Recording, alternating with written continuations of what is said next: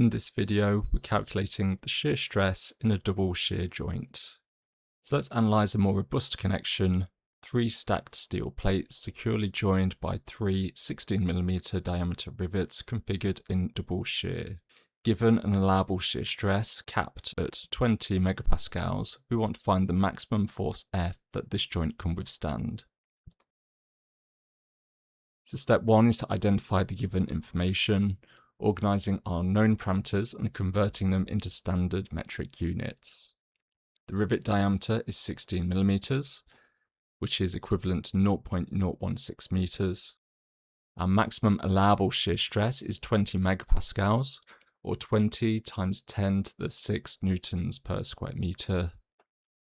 And we have 3 rivets operating under double shear conditions. Next, we calculate the single rivet area. So we find the cross-sectional area of a single rivet. We use our circular area formula, A equals pi over 4 times the diameter squared. Substituting our 0.016 meter diameter gives an individual cross-sectional area of roughly 2.011 times 10 to the minus 4 square meters. Next, we want to calculate the total resisting area.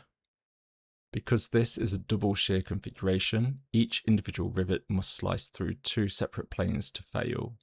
Therefore, our total area is 2 times the number of rivets times the single area.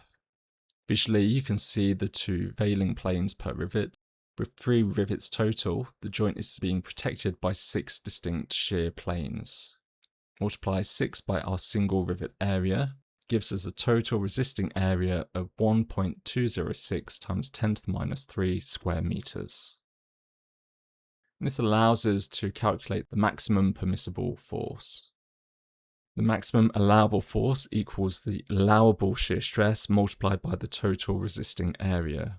Plugging in our values, 20 megapascals multiplied by the total area, yields a maximum force capacity of 24,130 newtons. So we can divide by 1,000. So in kilonewtons, this double shear joint can safely withstand a maximum force of 24.13 kilonewtons.